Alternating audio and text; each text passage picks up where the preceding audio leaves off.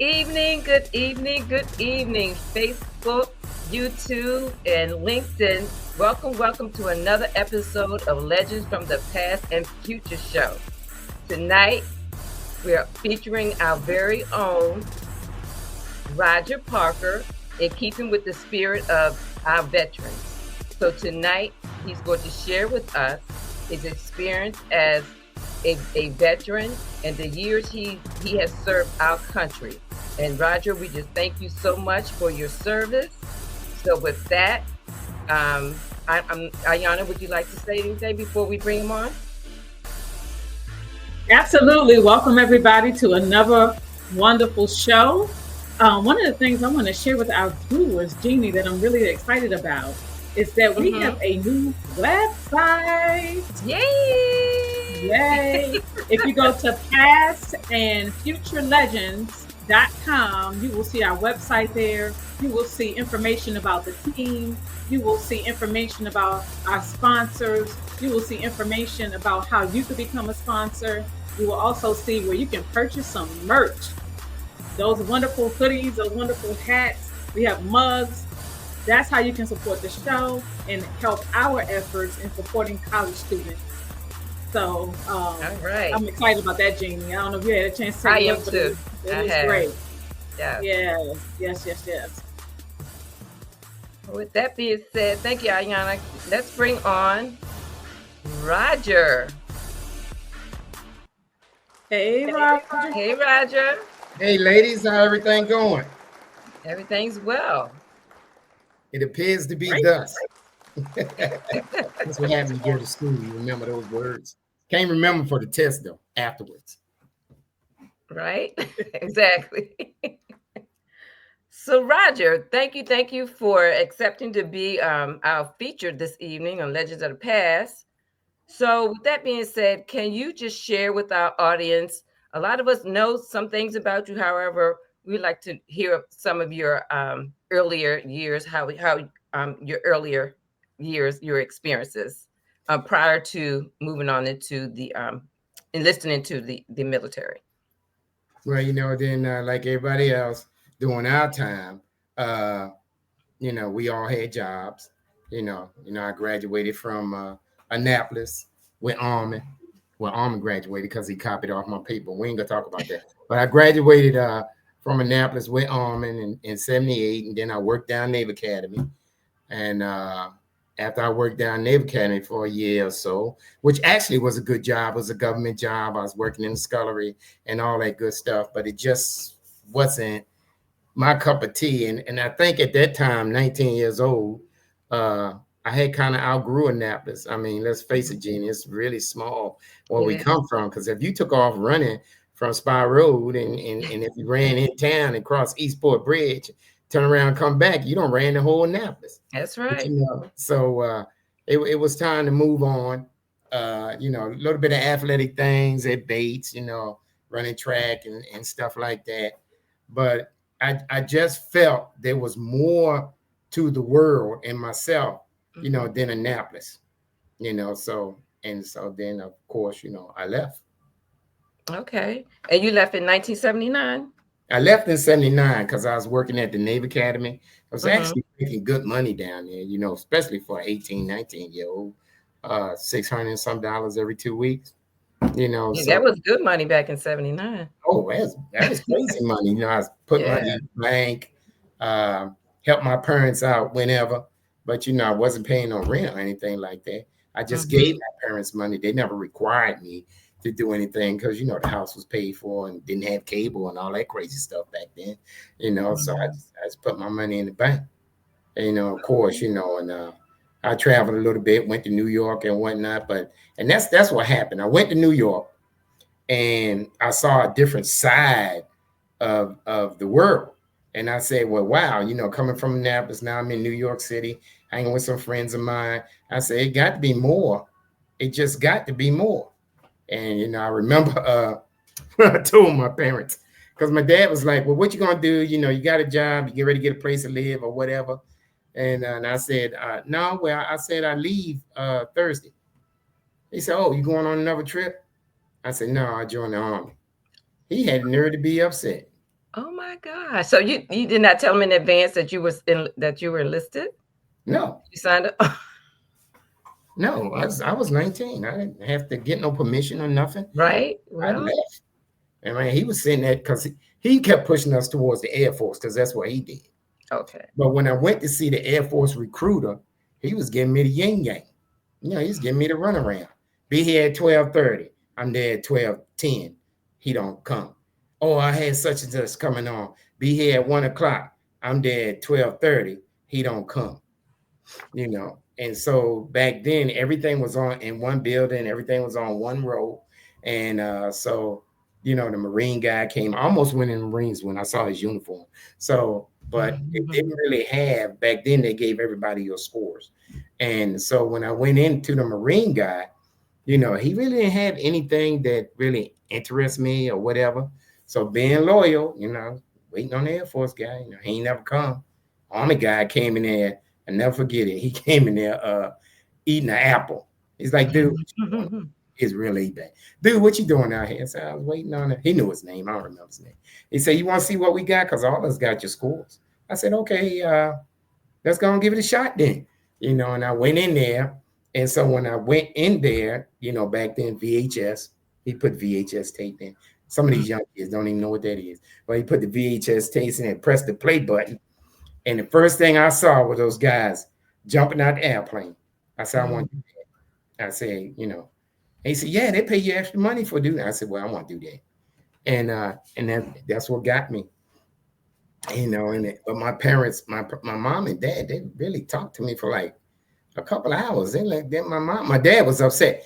Earlier that month, he had told me but I had already been talking to the recruiter. I just never told them. And so we're sitting at the dinner table. Y'all know how it was back in the day. Dad sit at the head, everybody had their spot. You know, that's when my father, I would say, God rest his soul, would be wanting to put you on the spot. You know, go around the table. What you doing? Blah, blah, blah, blah. He got to me and he said, well, what you doing? I told him I was leaving. And dude said, you didn't talk to us about that. Being respectful, you know. My first instinct was to say, I'm 19. I don't have to talk to you about that. But, you know, I like my teeth, so I didn't say that. Because my father was a hands-on guy. He didn't do a whole lot of talking. So I like my teeth, so I didn't say that. And I explained to him what's going on. And my mother, God bless her, you know, and she was like, well, we need to go out there and talk to him and tell him that you're going to leave later. I said, Mama, I'm sworn in. I already signed paperwork. You can't do that. Wow. You can't go back. I got up that morning. I took the test. I took everything. And then I went up there to Baltimore. That's where you went back in the day. And I was sworn in and everything. When I had orders in my hand. Actually, I had them in my drawer in the bedroom. So, you know, it was a done deal. You know, my dad, he was really upset. I can't believe you joined the Army and the Air Force got this, that. But the Air Force was not my cup of tea. It just wasn't. I mean, I always got great grades in school, you know, stuff like that, you know, but, you know, in the Air Force, they base your promotion on scores. Take a test for this stripe, take that. The Army base your promotions on potential. You go before a board, you answer some questions, they give you a certain amount of points, you know, and then they send your records forward. Department of Army say you need 700 and some points to get promoted to this next level. Then, you know, your weapons qualification, your PT, all that stuff come into play. We did take a test called skill qualification test. You get scores from that, and all that is a combination of your personal score. And if you meet or exceed the cutoff, you get that next strike. You know, so Nice. that was more my thing. Okay. Well, at least your parents they didn't talk to you only for 2 hours. That's a good thing. It wasn't like days. It was only hours. They got over it, right? My mom, it took her a while to get over it. I was married and had kids by the time she just said, Papa, he ain't gonna get it. Okay. I had my son. He's 42 now, but I had my son at the time. And my mother said, so every time we come home, she said, well, how much longer are you gonna be in there? She always said that after I re-enlisted. Yeah, I never told her. I just said a little while longer. And But my dad, you know, he accepted it. I had her brother went in the army, and that my Uncle Frank passed away a couple weeks ago. But my Uncle Frank and my mom were really, she was the baby. My mom's baby at 18. Her mind frame different. And so Uncle Frank was the brother above her, and he took care of her. Like that was his baby, you know, because it's like a 10-year difference. And so when Uncle Frank left college, he graduated from college, he went in the army. That hurt my mother. And I think that stigma was there because even though she had other brothers, you know, her favorite brother was gone. And now, 100 years later, your son do the same thing. So it took a while for her to, and the way I did it, you know, later on, I apologize. You know, I didn't tell him if I just left. And I think that my dad looked at it as I took a step towards becoming a man. But my mom looked at it like he just abandoned the house. Yeah. You know, because I was her firstborn. My mom was really young, you know, when I was born. She's only 18, you know, so this your first child. And now he done up and left. And, you know, because my mom had kidney issues. I ain't gonna put her business out there because she be waiting on me, you know. So, but my mom, you ever saw my mom, Jean? She real short. She like, yes, yeah, he always be bossing me around. I'm 6 feet. My mom like 4 foot, maybe 11. She not quite 5 feet.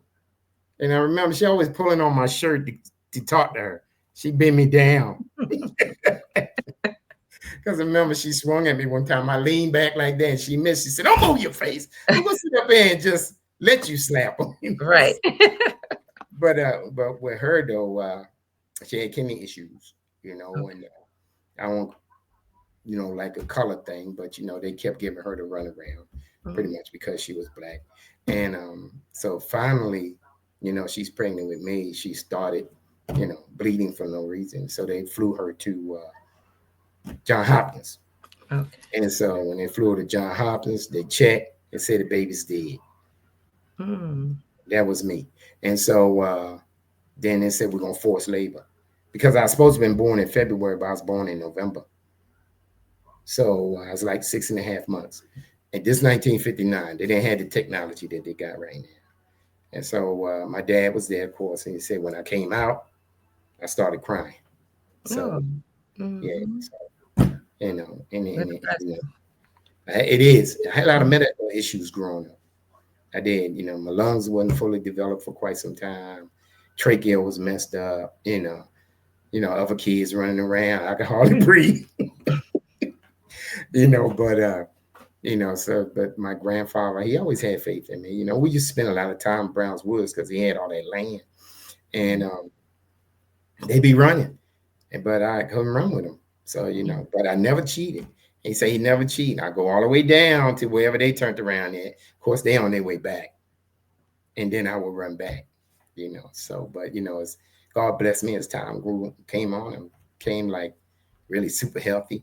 And yeah, because you actually ran track in high school, right? Yeah, and super healthy and, you know, jumped out of planes and everything else and ended up being the tallest and the biggest grandchild my grandmother had. From the sickly boy. Yeah. So your cousin Avis says, CSM, Command Sergeant Major, United States Army. I'm so proud of you. Yeah, thanks, cuz. I love you too. You know. But Ayana, do you have any questions? Absolutely. So Roger, so you kind of jump right from birth to 19. So in between there, tell us a little bit about your upbringing. We know that you grew up in Annapolis. Tell us a little bit about how that was growing up in Annapolis, as well as the schools you attended and any sports you played during that time. Well, I might be a little bit prejudiced, but, you know, Annapolis was like the best place, I think, to grow up back in the day. It really was because they had one black high school, which was Bates. So parents knew everybody. You had people come up to you, "Hey, Roger Parker, your father." "Yes, ma'am." I'm telling them what you was doing.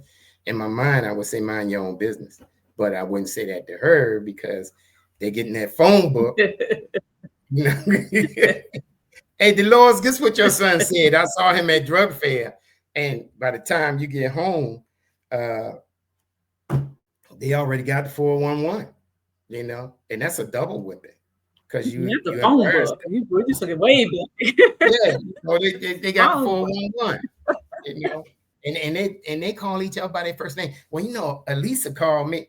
I don't know who Elisa is because everybody is Miss or Mrs. I don't know who she is. And she said you was in drug fair cutting up. You talking about Miss Stansbury? You know who I'm talking about, boy. See that arm action. I don't know her by no first name. You don't call nobody by their first name. What is wrong with you? And so you went to dates, and did you tell us about what type of student you were, and whether you played any sports? What did you play? What positions? I ran track and beats. And I did a little track at Annapolis for a little while, but I got that money bug and I started working. And so but growing up in Annapolis, everybody had a job. Everybody. Everybody worked. Some guys was just, all into sports and that's all they did. But, Almond played football and all that stuff. And don't tell him I said that, but he's a great football player at the time. And but he worked too. But he's actually watching right now. He says, "Good evening." I take it back. I take it back. I take it back. I take it back. He gonna think I like him. I take it back. But so you ran track. So would you like relay? No. I did 440, 440 relay. I was a distance guy. Okay. Yeah, I was a distance guy because my dad was an alternate on Olympic team back in the day. At one point, he was the third fastest man in the nation. So we had to run. He would get us up on Saturdays. We'd go to Neighbor County and make everybody run. My brother and I. Yeah, you would see Mr. Parker running around Annapolis. Yeah. Wow. Yeah. And I'd be hiding behind the little electric box, and that would piss him off. Yeah, it would. Because, you don't ran us. First of all, we don't miss all the cartoons. And you don't ran us 4 or 5 times around that track. 4 times is a mile. Now it's a mile and a quarter. But that was warm up for Dad. That was warm up. My father would run from Annapolis to Galesville. That's 26 miles. So who were some of your biggest mentors during that time? Oh, I had a bunch of them. My cousin Chuck Makel, super basketball player. My cousin Mousy, he coached the Brownswoods guys. Kenny Naylor, big time basketball player. End up, I don't know if Kenny went to school or not because I left. My uncle Roscoe Parker, my great uncle, his name is etched in the floor at the police station. And, he was really a super entrepreneur. My great grandfather, Roscoe Parker Sr., down there where Stanton Center is, when he first got there, that whole area was his. That whole area was his. He bought that. And the only reason why he had an opportunity to buy that is because his dad was white and his mom was black. He looked like a white guy. That's the only reason why they sold that land to him at that time. Wow. And he did. He looked just like a white guy. I remember the first time I saw him, I think I was in the first grade. I looked at my mom and I said, "Who's that white guy?" I didn't know who he was. I'm 6 years old. It was really my first time meeting him that I could remember. And I'm like, well, she said, and my father said, "That's my grandfather." And I looked at Daddy and I ain't say nothing else. And my mom, like, "You don't look like him. I mean, where's all this black wavy hair and these gray eyes, and where's all that coming from?" But he didn't ask those type of questions. Wow. But, so, but like I said, growing up in Annapolis was a great time. Yes, it was. Very, very great time. The athletes, I mean, just going and looking at some of the athletes, like Jeannie Favre, it's a great basketball player. Yes. Jeannie didn't think I know that, but I do my research. I didn't know you knew that. Yeah. Yes, he was. That's where Junior get it from. Exactly. And then, Jeannie and Janice, them, they out there running track. They're running so fast.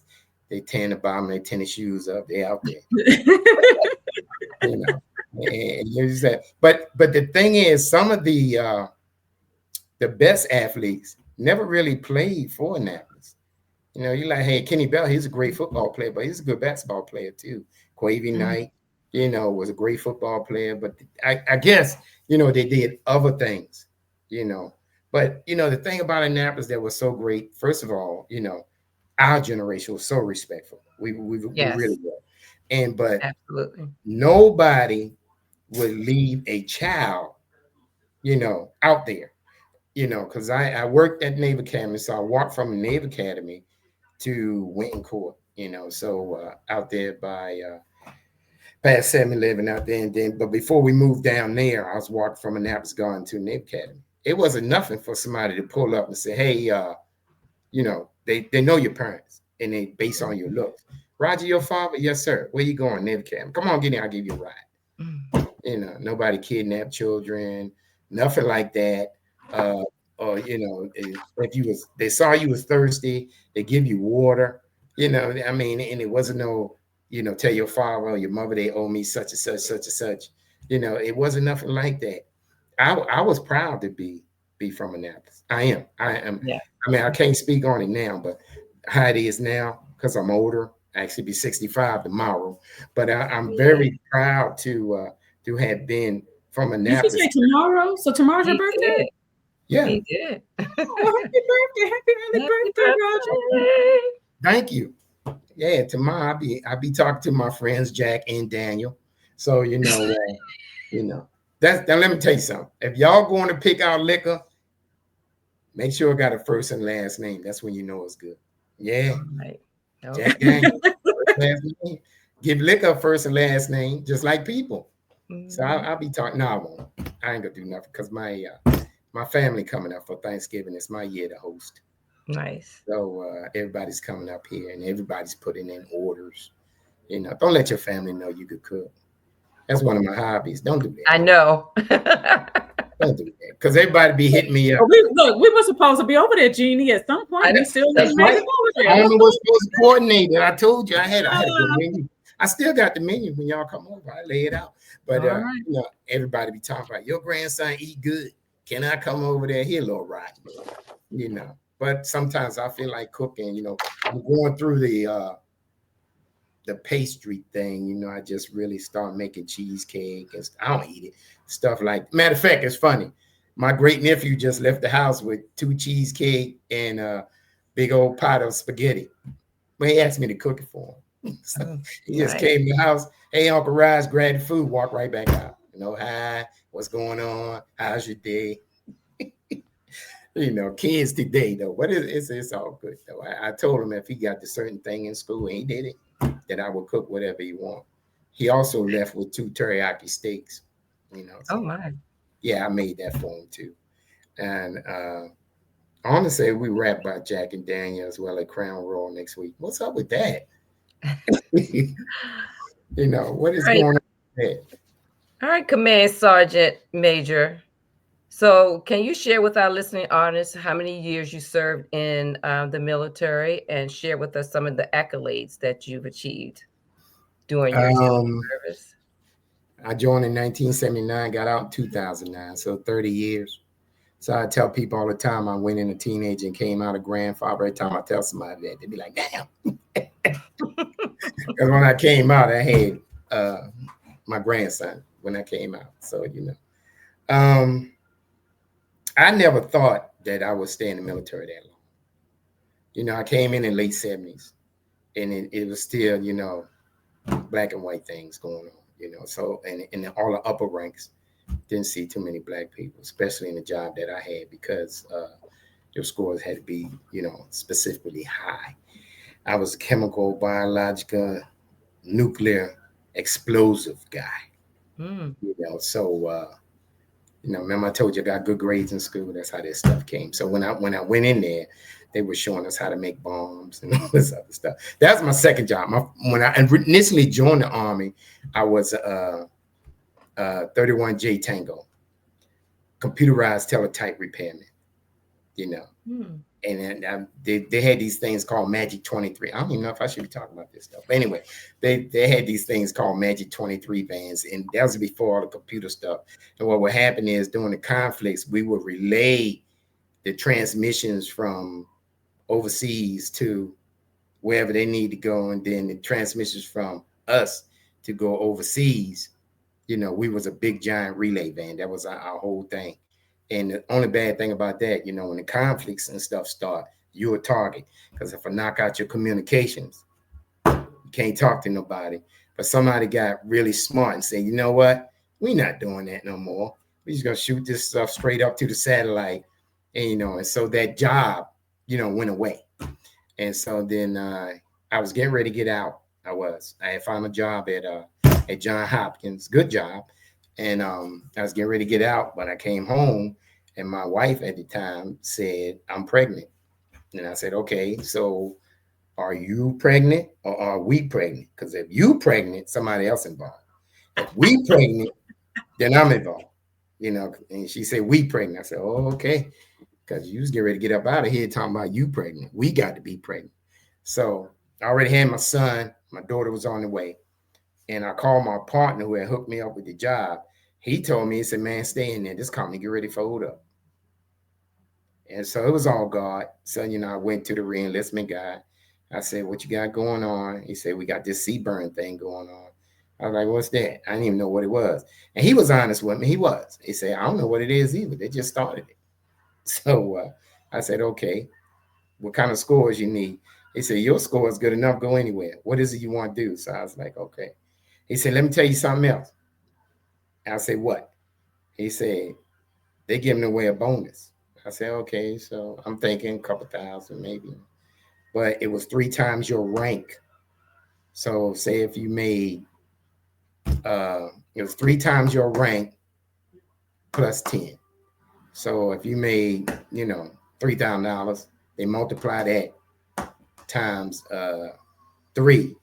So that's 9,000. Then they multiply it, you know, over times 10. So I got a large amount of money. So it's like, I say, you know what? What's the max you were in this for? It says 6 years. Roger, let me hold something.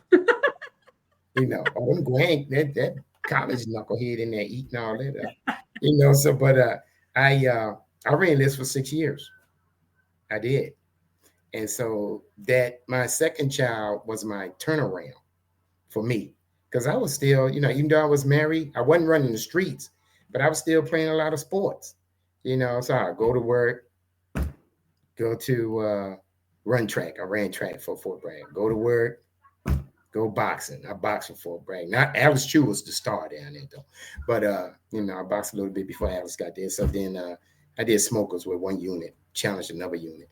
Alice was way up there. Matter of fact, they wanted Alice to get out the army and fight professionally. We'll have him on eventually, and then or I would like play basketball. I was playing for the post basketball team, so we was traveling, but I was doing okay in the military, but I didn't get serious until the second child came around. I mean, we wasn't hurting for nothing. I had an apartment, house. I mean, I had an apartment, Firebird. I'm still young then. Motorcycle, you know what I'm saying? House full of furniture, refrigerator full of food. We doing okay.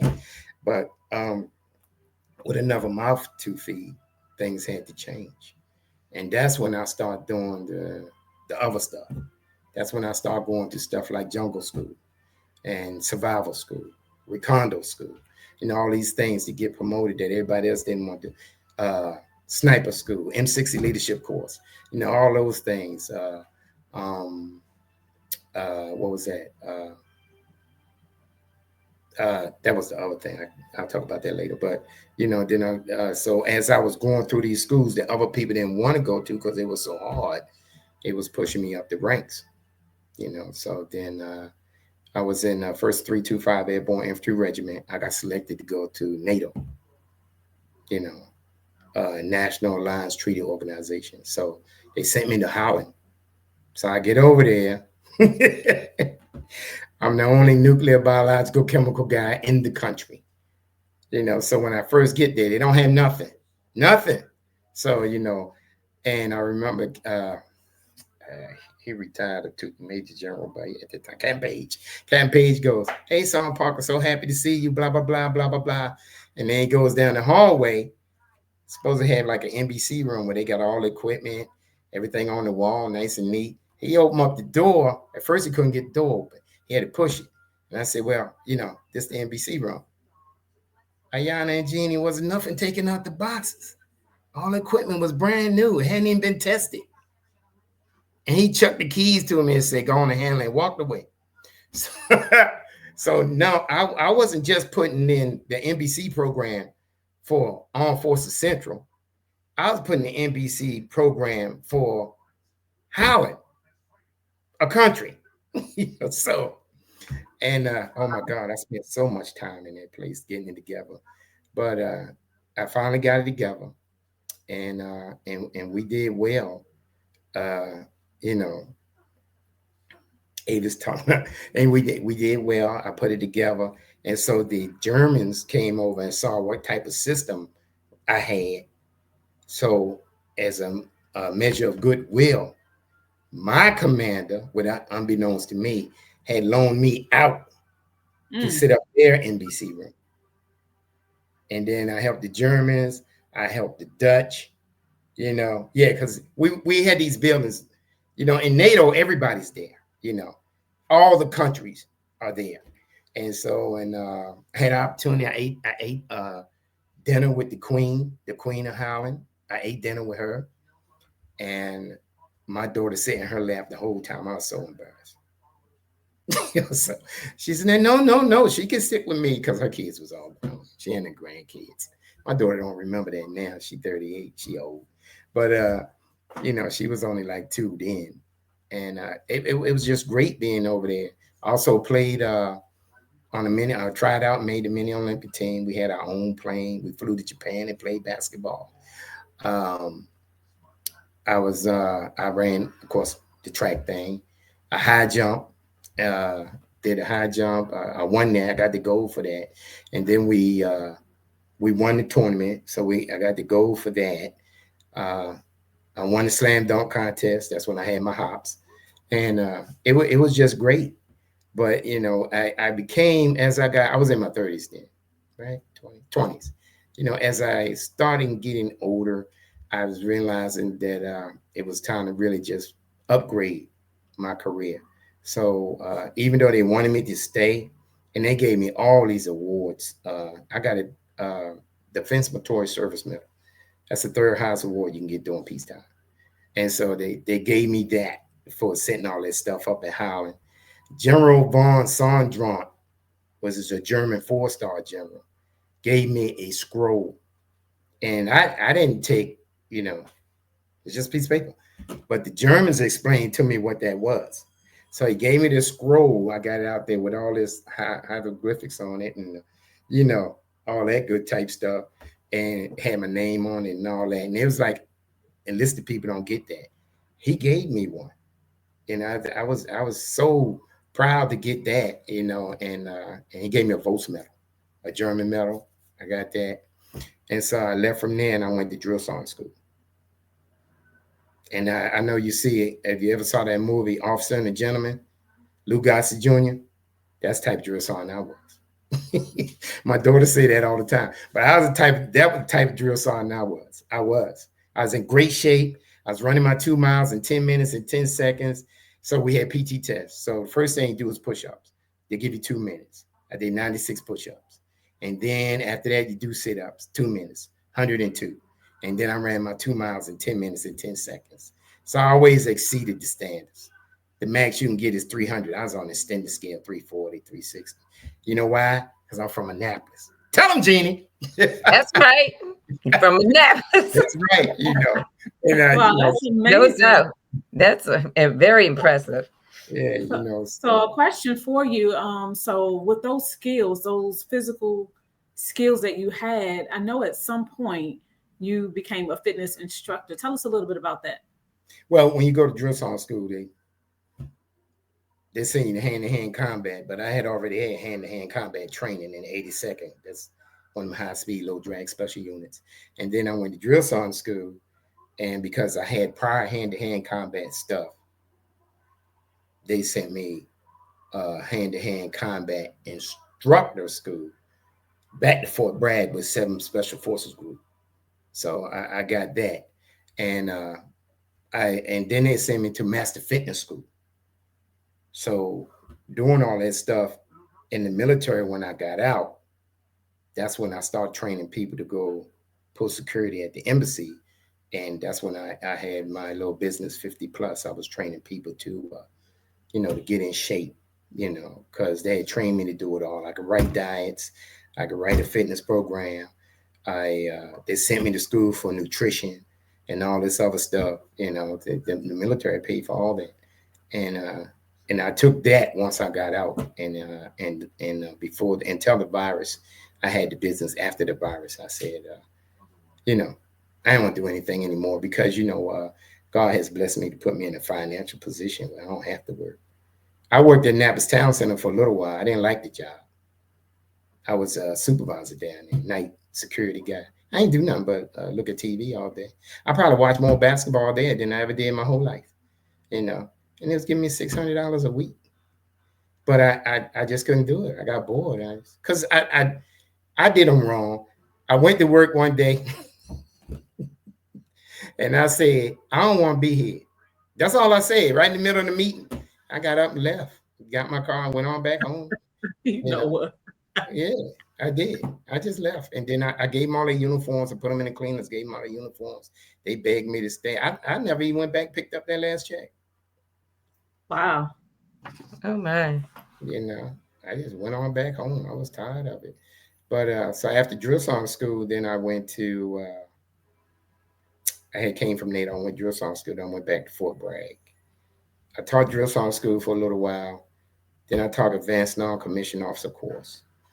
Then I went back to Fort Bragg, and I was a platoon sergeant at the 101st Chemical Company. But I had the airborne platoon, the guys that jump out of airplanes. So we were special because everybody else had on regular headgear. We had on the maroon berets, So I did that, But my mom always said, I can't believe that the guy that was scared to get on the first wheel ended up jumping out of airplanes. I said, Mom, why are you always bringing up old stuff? Why are you going to bring that up in front of my grandkids? But it's all good. But I could go on and on and on. I went to Hawaii. I lived in Hawaii. We went to Paris. My kids been to England. The traveling part and not paying nothing was crazy because you can just get on the plane and hop anywhere. Mm-hmm. Like right now, if I wanted to go to Hawaii, it cost me $50, $25 there, $25 back. I just go to Andrews, get on the plane, show my ID card, Command Sergeant Major's got priority, get on the plane, and just go over there. So it worked out being in the military. The bad part was the war. A lot of friends didn't come back. A lot of funerals when that war first kicked off. A lot of funerals. And which war was this? The Iraq War? I'm sorry. Go ahead. The Iraq War? 9/11. 9/11. Oh, 9/11. Okay. A lot of people got messed up over there. And it was just going to so many funerals. And then, of course, by then, now I went to Texas and went to Sergeant Major Academy, and I come back. Our class was first class to leave the academy and go to war since Vietnam. So it was kind of rough, losing classmates, people you talk to one day, the next day, where they didn't make it. It was just hard, So, and once the war kind of geared down, and we got a handle on it, things were better. They were better. But, I did the chemical warfare treaty for the country. I used to brief President Bush every last Friday of the month. When I first saw President Bush, what came to my mind? I said, I was nervous because I'm in the White House. I'm sitting up, I'm nervous. I was so nervous. I must have went to the bathroom and peed like 80 times. But, and then, I come back, got my uniform on. Sergeant Major of the Army comes out there. He said, he ready for you. So I go in there. He was real laid back, real relaxed. But when I first saw him face to face, I said to myself, man, this dude is wrinkled. Because,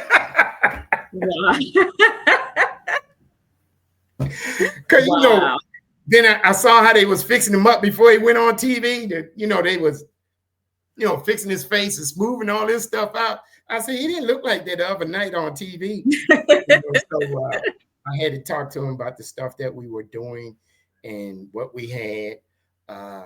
and what munitions was being destroyed, what level we was at, and then not only because I was at Johnson Atoll Island. That's one of the G14 places, and the island is 2 miles long, 1 mile wide. That's it. Mm. It's in the middle of the ocean. There's nothing around there, nothing. So we destroyed chemical munitions over there. So when I went to DTRA, Defense Threat Reduction Agency, we did a chemical warfare treaty for the country. And I was the first Black NCOIC they had. And so I go up there for that. And I briefed him once. After that, he kind of deferred me to General Powell, who passed away. May he rest in peace. He was our first Black general. And so I had to brief him. And to this day, I don't know if this was a compliment or not from him. Because, you know, when your records go up for those type of jobs, they blot out, you know, your nationality, to be fair. There's nothing on there to say that I was Black. So they just look at your records and all this other stuff. So he told me, he said, first on Parker, when I looked at your records, he said, I'll be honest with you. He said, you know, because, you know, by then I got like 4 degrees and all this other crap. He said, when I looked at that, he said, I thought you was white. Mm. He said, but I'm so glad you Black. Yeah, he said, I'm so glad you Black. He said, because I was tired of being the only pepper in the milk. I said, pepper in the milk, what is he talking about? Then it dawned on me.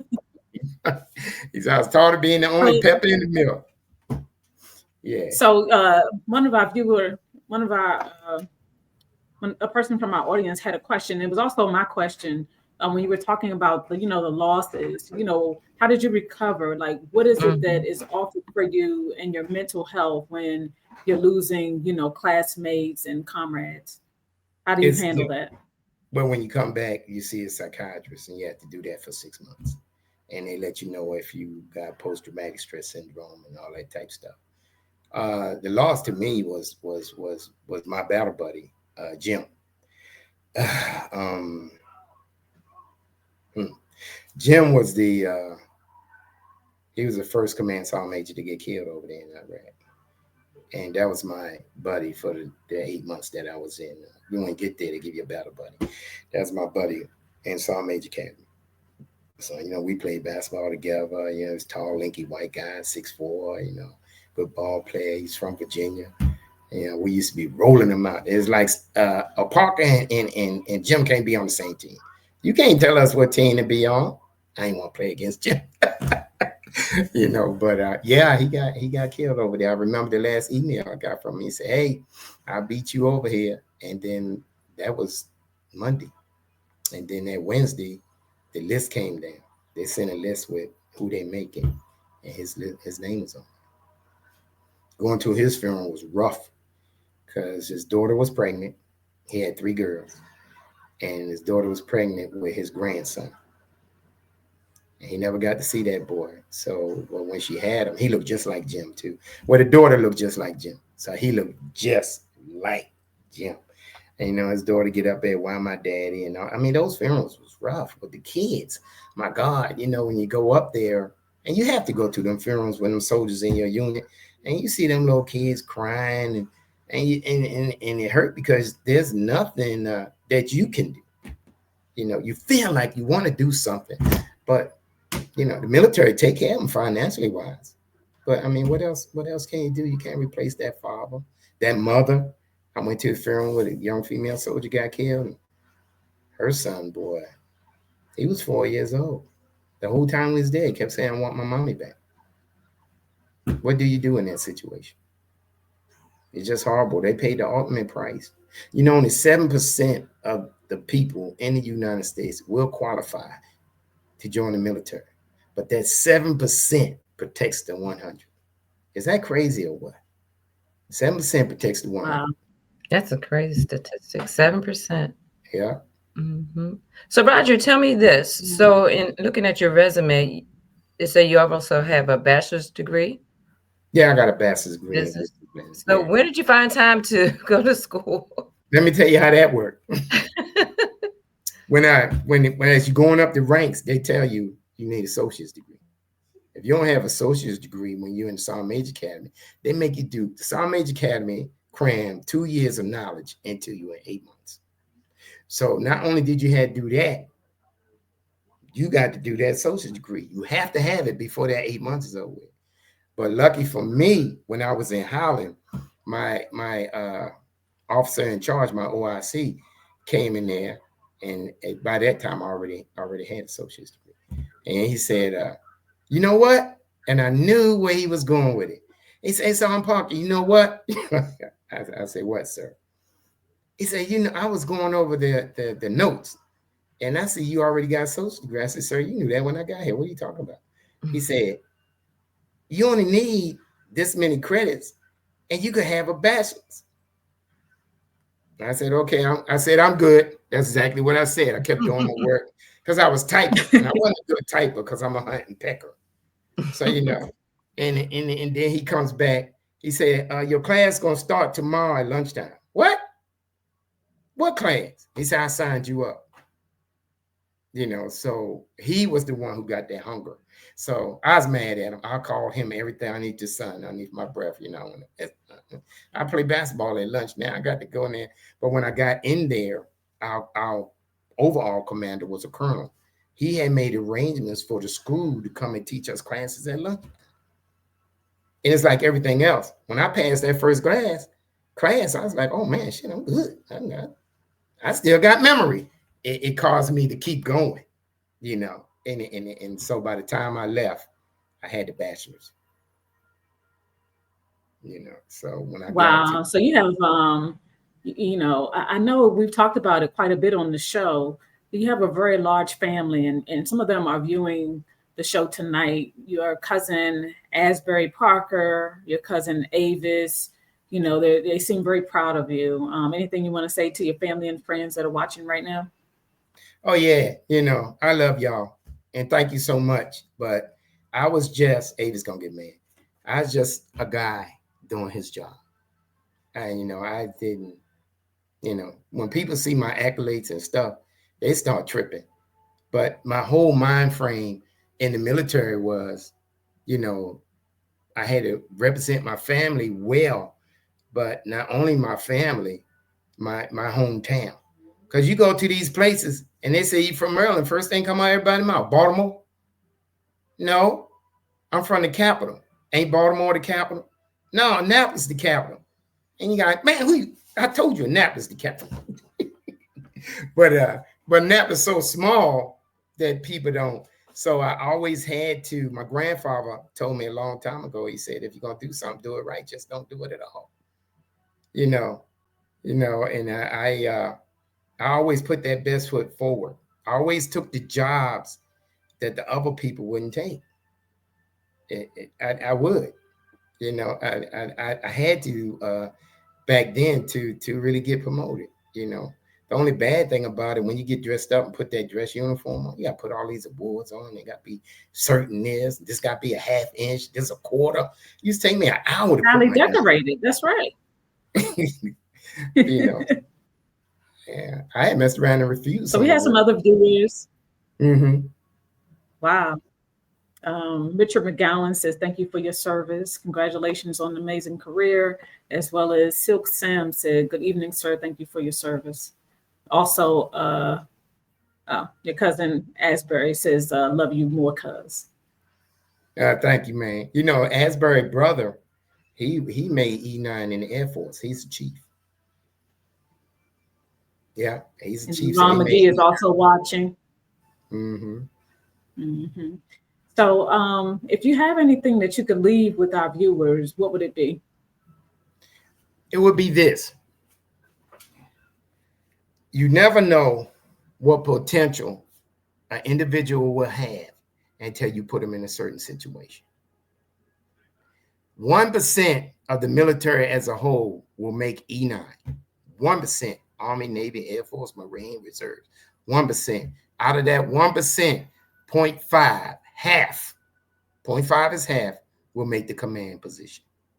When I made command sergeant major, they looked at 600 and some records. They picked 3 people. My number was 1. When I made E8, they looked at 1,500 records. and they had a secondary zone and primary zone. They picked 21 people out the whole Chemical Corps and United States Army. I was the only one they picked out the secondary zone that year. So not that I'm bragging or anything. I was put in that situation. I never thought that I would be in the military that long. I actually grew up in the military. I went in 19, came out 49. And so if your child is not doing anything, a military is a good place for them to go to become a man or a woman. My opportunity to grow up and get paid. My daughters went in the military. One went in the Air Force, one went in the Navy. The one that went in the Navy got all them computer skills, and now she's some big wig down in Walmart in North Carolina. The other daughter got all these other, she was a nurse and all this other stuff. She owns her own candle company right now. That's why they can't call me for no money. So, and I'm so proud of them. My son, he had a little hiccup, he was in jail, he got out, but now, he got his black belt. He's getting ready to start his own dojo. They're actually going to go look at a building this Saturday. So, but you put your child in the military or let them go in the military to give them an opportunity to grow. They need to get away from their parents to grow. That's what happened to me. My parents made life too easy for me. I'm going to say that now. They did. They made life too easy. When I turned 16, my dad gave me a car. He asked me, how much money you got in your pocket? I had $2. Say, here you go. That's yours. Who buys a car for $2? And then he was a mechanic. So I would say, Dad, this ain't working right. He go buy the part and fix it. So they made life easy for me. But when I got in the military, all that changed because I had to make them decisions for myself. So if your child not doing nothing, go see a recruiter. I'm not preaching going to the Army or any specific one, but it's better than them hitting the streets. The world is rough.